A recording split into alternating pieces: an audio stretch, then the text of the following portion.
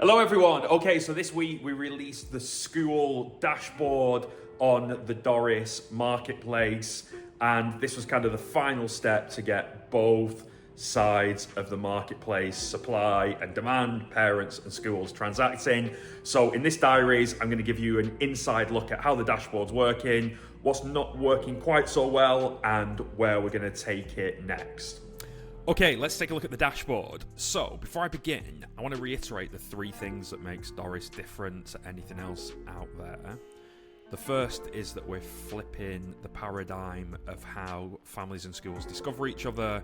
So no more painful searches for families and no more race to the bottom throwing money at ads for schools. Instead, we're identifying the criteria that a family are looking for, and then we're matching them with a school that offers exactly what they're looking for. The second thing is a radical commitment to transparency. So for parents, that means showing them schools that are a good fit, not schools that have paid more for visibility or promotion. And then on the school side, that means showing them exactly what's happening, exactly the value they're getting from the marketplace. And then third, loads of data and insight for our school partners is another key point of difference for Doris, and that segues nicely to the dashboard. So we launched the dashboard on Monday, and it's gone really smoothly.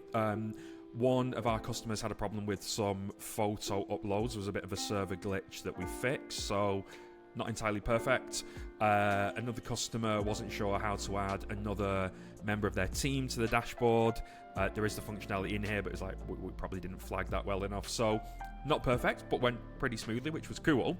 So I want to take you through it, and perhaps you're a school who's considering Doris. Hope this is useful, or maybe you're just following the Doris journey and you've seen us launch the chat, which is the kind of that's the demand side of the marketplace, the B2C side, the parent side. And now this is the kind of supply side, the school side, the B2B side, in the form of the dashboard. So it's really easy for schools to get access to their dashboards. They just sign up as a Doris customer, takes 5 minutes, and then they get sent a magic link which takes them to their dashboard. And you can see at the minute this is kind of V1. So the homepage has headline stats to tell a school primarily how visible they've been on the Doris marketplace.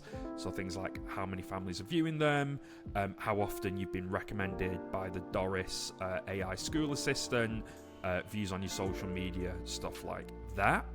And then in the profile section, and actually there is a 1.5 second delay in the load between these different tabs. We want to speed up the server response, so that's going to be an improvement we're going to make as well.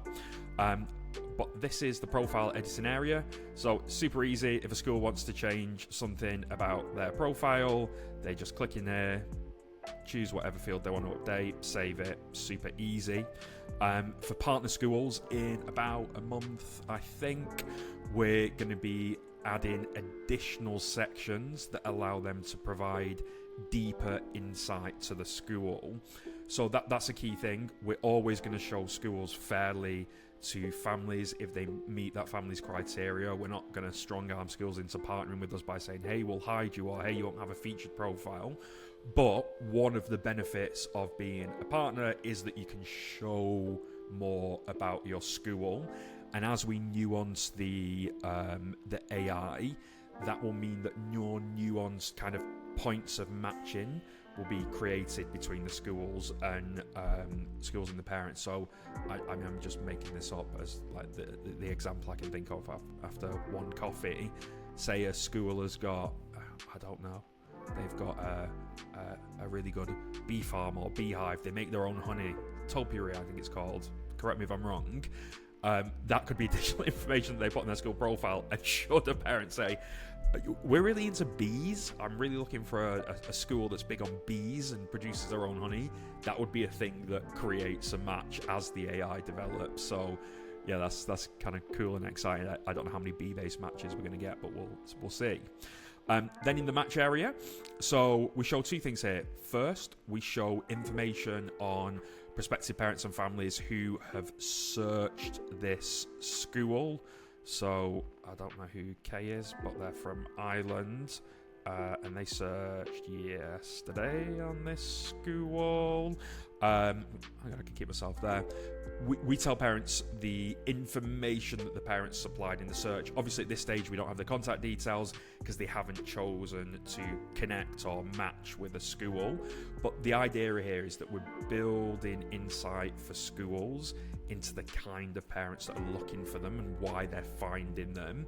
And I think that's interesting because I think over time, one, it will indicate perhaps latent market demand, but two, it will also help schools nuance the targeting of their marketing and their points of difference, because perhaps actually parents are interested in them for reasons that they haven't yet perceived or understood.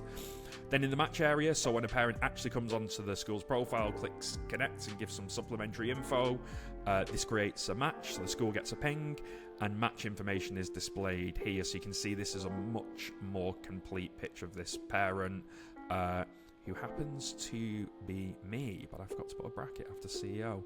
I shouldn't be the CEO, maybe I was certainly not the chief exec of punctuation. Anyway, I digress. So a match is a much deeper profile of the parent. So you have contact details, intended year of start, things like English proficiency, all of the information on what they're looking for. Then you get some additional information, so you can see how many times this parent's kind of viewed. Is this just a one-time view and a connect, or have they been repeatedly visiting your profile? And we're going to add next, it's quite an easy thing to add, which needs a little bit of dev time to do it. We'll be able to tell schools which other schools this parent has connected with or are considering, so they can understand the kind of consideration set that this parent has. And then here we go, a set of AI powered insights. So here's a little insight. I actually did this search. So I said, look, I'm looking for a school with lots of language options. I'd like them to teach in English, but also teaching in French and Mandarin would be a benefit. And that's why CIS, the Canadian International School in Singapore, was recommended. This is V1 of the Insights tab. We're really going to spend a lot of time developing this over the next 6 months. So at the minute, we model a conversion funnel for the schools inside the Doris Marketplace. We give them an insight into the geography of parents who are viewing their profile, and also give them an understanding of their competitor set. So when parents enter a set of criteria, which other schools does that most frequently trigger, we can just go so far on this. I'm actually most excited for this area of the dashboard. Obviously basic things like modeling data month on month and looking at trends, that's simple. But because everything's happening inside the Doris Marketplace, all parent behavior is inside there, we can start to give super nuanced demographic, behavioral, and sentiment insights on prospective families. So it's something that we're going to be doing a lot of building on, and we're going to be working a lot with our schools advisory boards and also with all of our partner schools to find out, like, okay, what insights are actually most useful for you here, and then we can model them. And then the other areas are more transactional, so I won't take you through those, kind of support settings, and an area where we publicly share our roadmap. And then the next two big things in the dashboard, the two big features, which here is coming soon, is internal messaging. So if schools opt to, they're able to chat back and forth in real time or DM prospective families. And then, we know a lot of schools are using kind of application management systems or CRM systems. There will be an API option out there, but we'll have some native messaging that will be supported by generative AI, so it'll manage some of those inquiries for you if that's what our partners want. And we're also going to have a public ROI calculator. So I just think that traditional listing sites, in fact many schools have told me this, and all sorts of other services, consultancy and agent commissions, featured publications in whatever expat magazine or parents magazine, they're cool, but they're black boxes. Basically, you throw money in and you hope to see a return. We want to be the opposite of that. We are going to say, you have put this much money into Doris, here's your cost per impression, your cost per view, your cost per match, your cost per recommendation, here's how that compares to current costs of high intent keywords across social media sites. We'll even be able to pull in competitor data, and also kind of information, probably via something like SEMrush, on how other places where they've got their brand are performing, and we can model how Doris is doing in comparison, and we're going to be totally honest and transparent about that. Our goal is to create value and communicate the value that we're creating really, really transparently, so schools can take an intelligent decision, an informed decision to keep working with us or not. We hope it's the former. Anyway, so that's the dashboard. Loads to improve, so much further to go. And even if you're not a partner school and you've got any ideas or you just fancy having a look, then drop me a line. I'd love to share more. So that's it from this Doris Diaries. I will see you all again very, very soon.